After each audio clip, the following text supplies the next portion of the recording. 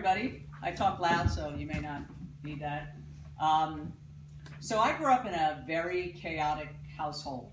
I come from a family of English Jews and Italian Catholics. And my dad was from the East End of London, and he spoke rhyming Cockney. So phrases like shut your off in South and close the Rorio more were part of my childhood lexicon. And we also spoke Italian at home because my grandmother Fortunata lived with us, and she never learned how to speak English. But Grandma Fortunata was not your stereotypical pasta-making, warm-loving Italian grandma. She was very stern.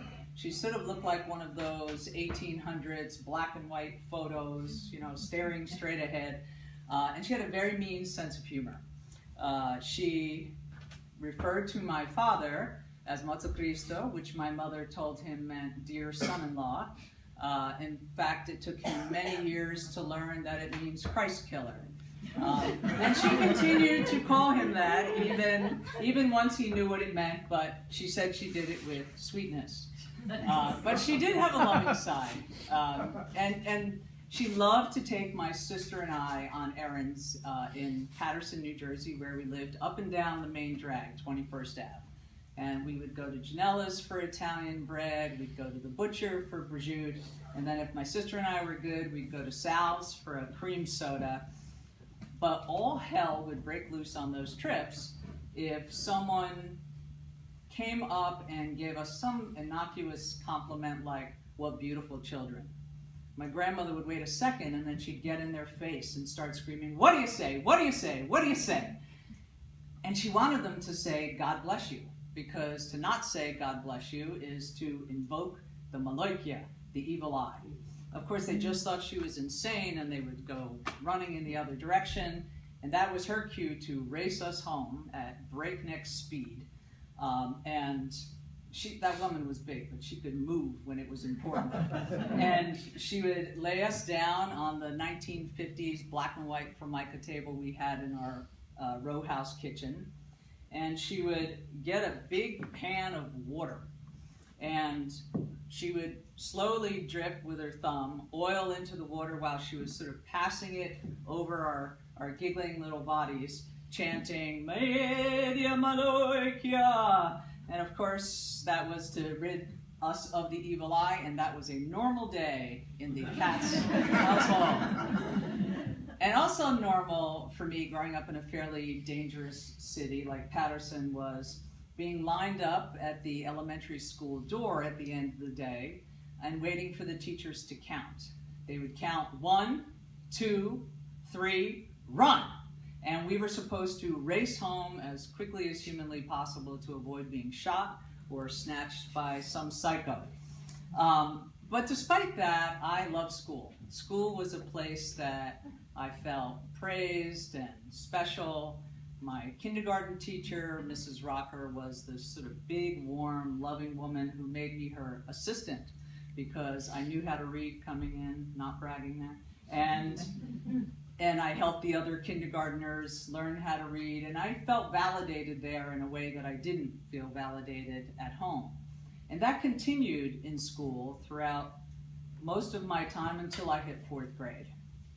In 4th grade, my teacher was Mrs. Campbell. And Mrs. Campbell was thin as a rake and mean as a snake, and she was the worst kind of bully, the kind that picked on kids.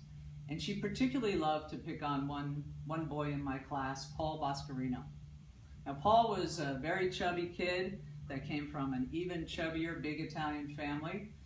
The Boscarinos sort of looked like those Russian nesting dolls if you broke them apart and put them out in a row. And Paul and I weren't friends, but we knew each other from the neighborhood. And one day, Mrs. Campbell called him up to the blackboard, and as he's moving up there, she started her usual barrage of insults. "Move your fat ass! Stop waddling!" And Paul's face would start to turn red, and his eyes were welling up with tears. And I was terrified of Mrs. Campbell, and I actually thought she was the Maloikia, but something welled up inside my chest and flew out of my mouth as, "Leave him alone, you witch!" And silence descended on the classroom. And Mrs. Campbell forgot about Paul, dragged me to the blackboard, and started to beat me across my backside with a yardstick until it broke. And then, because I wasn't crying yet, she had me put my hands out and beat me across my knuckles with a ruler until I finally did cry. And when I sat down in my seat, all I could do was, with the rage that I had, was fantasize about running home, telling my parents what she'd done, and she was going to get in so much trouble. She would be fired, they'd run and tell the principal. But when I ran home and told my father, he punished me instead for having disrespected a teacher. And I went crying to my room, feeling doubly hurt. And I think I was more upset by my father's rebuke and stung than I was by Mrs. Campbell's yardstick. And as I'm wallowing, I hear the doorbell ring. And I peeked out of my door a little tiny crack, and I saw my father answering. And his face had changed. Just minutes before, he had been so intensely angry. And now there was something new, sort of there that I didn't know what it was. And he yelled for me. I thought I was in trouble yet again, and I tiptoed to the door. But when he swung the door open, I could see the entire Boscarino family was standing on our stoop, with Paul pushed out in the front. And they had come to say thank you to my parents for having raised a kind and caring daughter, and for Paul to say thank you for me for standing up in class for him that day. And running through my head was, I was fervently hoping that my father was deeply ashamed. And I'll never know if that was true or not true.